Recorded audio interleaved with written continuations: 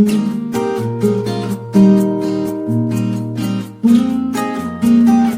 Dear student, पिछले part में हमने अपवर्ती दूरदर्शी पढ़ी थी, खगोलीय अपवर्ती दूरदर्शी। इसके बाद जो हमारा आज का टॉपिक आता है, ये आता है खगोलीय परावर्ती दूरदर्शी। बच्चों, दोनों एक जैसी हैं, दोनों की आवर्धन क्षमताएं एक ही हैं, बस दोनों में फर्क क्या है मैं आपको बता रहा हूँ। दोनों का यूज हम क्या करते हैं बच्चों, दूर स्थित आकाशीय पिंडों को ही देखने में किया जाता है। ठीक है, जैसे चंद्रमा हुआ, तारे हुआ, खगोलीय अपवर्ती का भी और खगोलीय परावर्ती दूरदर्शी का भी। ये दोनों हमारी क्या है, टेलीस्कोप है, दूरदर्शी है। दोनों की आवर्धन क्षमताएं सेम होगी। जो आवर्धन क्षमताएं हमने पिछली वीडियो में बताई थी दूरदर्शी की, वही आवर्धन क्षमताएं इसी की है। बस थोड़ा सा चित्र में फर्क है और थोड़ा सा डेफिनेशन में थोड़ा सा अंतर है।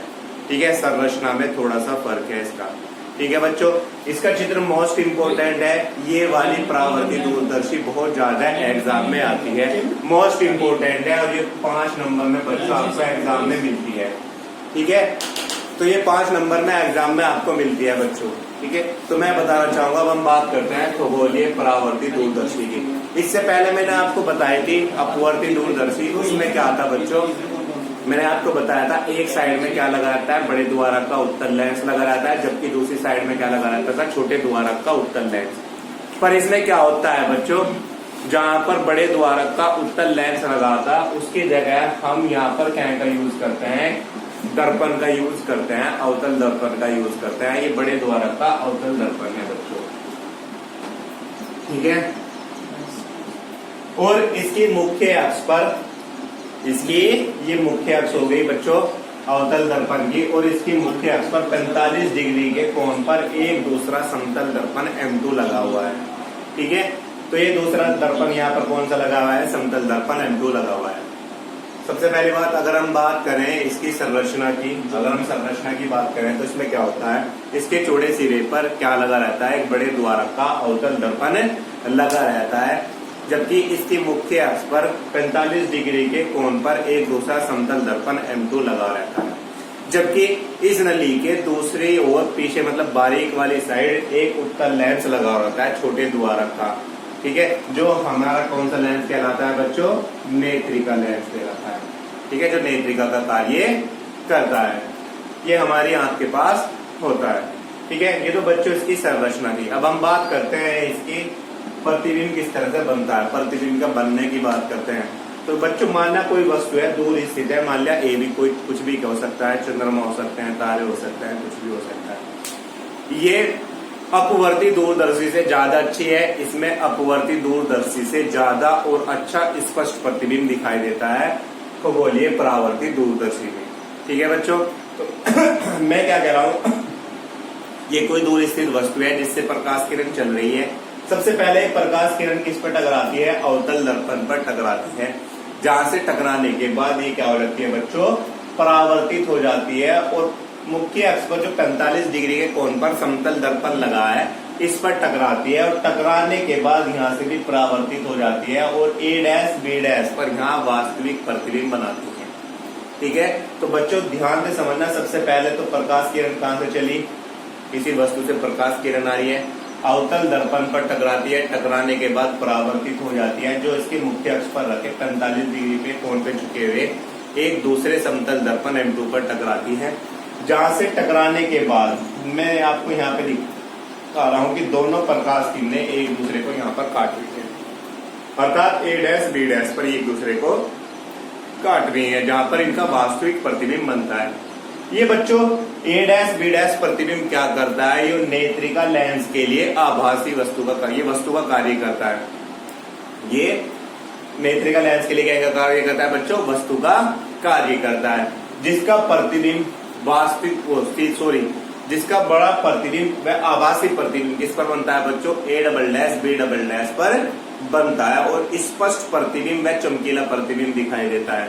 तो ध्यान से समझना, सबसे पहले वास्तविक प्रतिबिंब कहाँ बनता है, A', B' पर बनता है, जो नेत्रिका लेंस के लिए क्या कार्य करता है, वस्तु का कार्य करता है, जिसका स्पष्ट चमकीला व बड़ा प्रतिबिंब और आभासी प्रतिबिंब किस पर दिखाई देता है बच्चों, A', B' पर बनता है। ठीक है, ये क्या था हमारा, इसकी प्रतिबिंब का बनना था। चित्र मोस्ट इंपोर्टेंट है, चित्र को बहुत ध्यान से समझना है, कभी कभी एग्जाम में सिर्फ चित्र बनाने के लिए ही आ जाता है।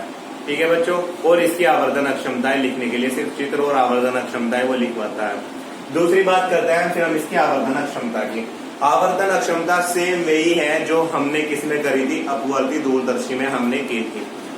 उसकी आवर्धन अक्षमताएं क्या थी बच्चों, जब अंतिम प्रतिबिंब कहाँ बनना है, अनंत पर बनता है, तो m बराबर किसकी होती है, माइनस के एफ अपॉन एफ के। ठीक है बच्चों, जबकि जब अंतिम प्रतिबिंब कहाँ बनता है, स्पर्श दृष्टि की न्यूनतम दूरी, स्पर्श दृष्टि की न्यूनतम दूरी को हमने किससे प्रदर्शित किया था बच्चों, d से प्रदर्शित किया था। ये कितनी होती है हमारी, 25 सेंटीमीटर होती है। स्पर्श दृष्टि की न्यूनतम दूरी कितनी होती है बच्चों, 25 सेंटीमीटर। तो मैंने बताया जब अंतिम प्रतिबिंब कहाँ बनता है, स्पर्श दृष्टि की न्यूनतम दूरी पर बनता है, तो आवर्धन क्षमता हमारी कितनी होती है, m बराबर माइनस के एफ अपॉन एफ और 1 प्लस किसके, एफ अपॉन डी के। ये हमारी क्या होती है, आवर्धन क्षमता है जब अंतिम प्रतिबिंब कहाँ बनता है, अनंत पर बनता है। ठीक है बच्चों, इसके बाद जो बच्चों हमारा टॉपिक आता है, ये टॉपिक आता है हमारा संयुक्त सूक्ष्मदर्शी, कंपाउंड माइक्रोस्कोप। अब तक हम टेलीस्कोप पढ़ रहे थे बच्चों, अब हमारा क्या आता है, माइक्रोस्कोप आता है। माइक्रोस्कोप की बच्चों जो संरचना है बिल्कुल अपोजिट है किसके, परावर्ती अपवर्ती दूरदर्शी की, जो सबसे पहली वीडियो में कराई थी, अपवर्ती दूरदर्शी, बिल्कुल उसके अपोजिट संरचना है इसकी। ठीक है बच्चों, बहुत ध्यान से समझना है, बिल्कुल अपोजिट चलेंगे हम किसके, अपवर्ती दूरदर्शी के, संयुक्त सूक्ष्मदर्शी में। तो मैं सबसे पहले बता दूं आपको संयुक्त सूक्ष्मदर्शी होती क्या है, माइक्रोस्कोप होता क्या है बच्चों। माइक्रोस्कोप ये होता है जो हमारे आसपास छोटी छोटी वस्तु है जो हमारी आंखों से नहीं दिखाई देती।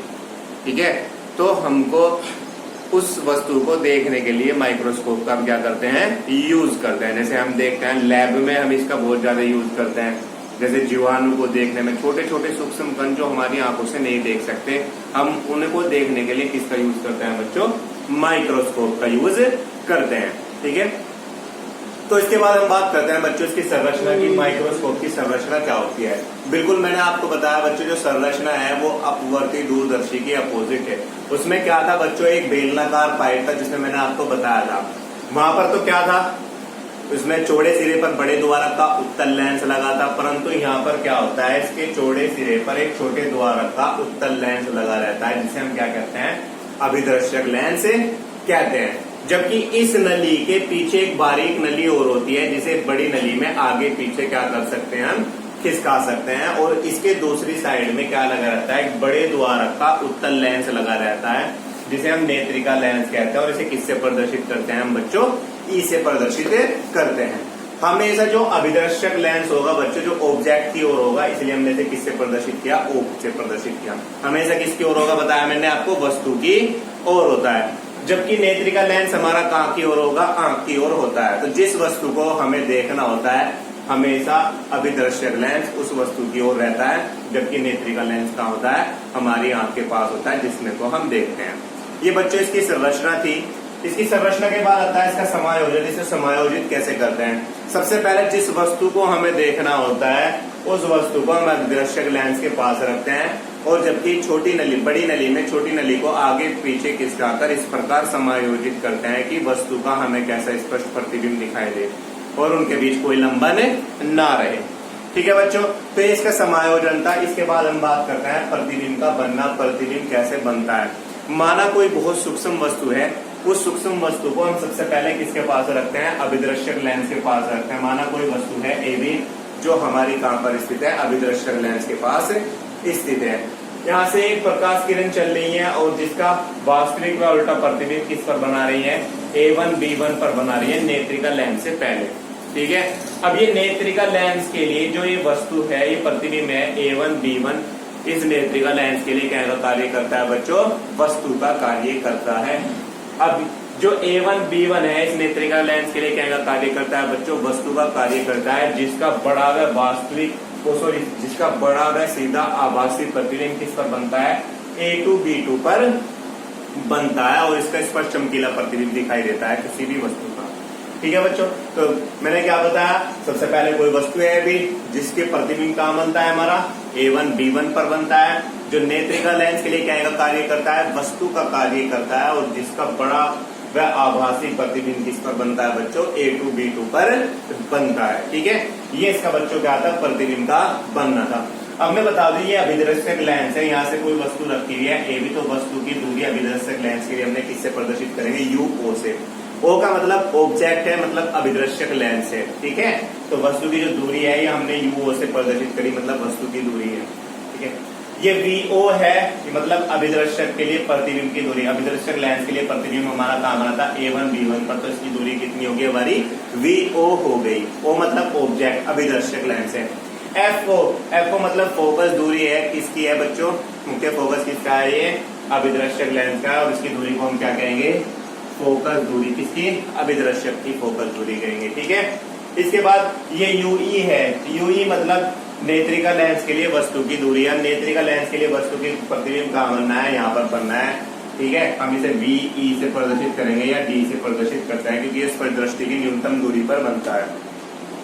ठीक है बच्चों, तो मैंने आपको बताया, ये सब कुछ बता चुका हूं। FE क्या है हमारा, FE है नेत्रिका लेंस के लिए फोकस दूरी। अब हम बात करते हैं बच्चों इसकी आवर्धन क्षमता की। आवर्धन क्षमता बहुत ध्यान से रखना, इंपॉर्टेंट है आवर्धन क्षमता है।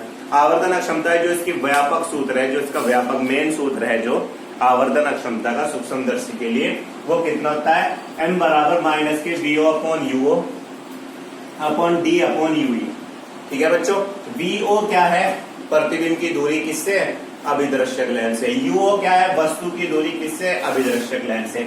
D क्या है बच्चों, स्पर्श दृष्टि की न्यूनतम दूरी, और स्पर्श दृष्टि की न्यूनतम दूरी मैंने कितनी बताई थी, 25 सेंटीमीटर होती है।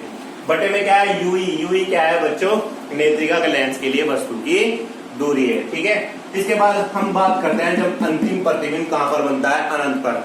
मैंने बताया था जब भी अंतिम प्रतिबिंब अनंत पर बनता है तो हमेशा वस्तु उसके फोकस पर स्थित होगी। तो जब अंतिम प्रतिबिंब अनंत पर स्थित है तो UE किसके बराबर हो जाएगा बच्चों, FE के बराबर हो जाएगा। ध्यान से रखना बस, तो जहां UE है बस हम उसकी जगह FE पुट कर देंगे। ठीक है, तो M बराबर माइनस के V upon U upon D upon FE हो जाता है, जो हमारी आवर्धन क्षमता है। और जो सूक्ष्मदर्शी की जो लंबाई होती है, जो लेंथ हो जाती है, वो कितनी हो जाती है, मोड ऑफ VO प्लस किसके, FE। मतलब अगर ये माइनस का भी है तो हमारा क्या का आएगा, प्लस का आएगा। ठीक है बच्चों, इसके बाद हम बात करते हैं जब अंतिम प्रतिबिंब कहाँ बनता है, स्पर्श दृष्टि की न्यूनतम दूरी पर बनता है। स्पर्श दृष्टि की न्यूनतम दूरी कितनी होती है बच्चों, हमारी D होती है। तो जब अंतिम प्रतिबिंब स्पर्श दृष्टि की न्यूनतम दूरी पर बनता है तो M बराबर किसको हो जाता है, माइनस के V अपॉन U और 1 प्लस D अपॉन FE। तो जो ये है इसमें बस क्या आ जाएगा, 1 प्लस ऐड हो जाएगा, तो 1 प्लस किसको हो जाएगा बच्चों, D अपॉन FE के। और जो इसकी लंबाई है वो हो जाएगी बच्चों हमारी VO प्लस किसके, UE के, हमारी लंबाई हो जाती है। ठीक है बच्चों, मोस्ट इंपोर्टेंट है, बहुत ध्यान से करना है। ठीक है बच्चों।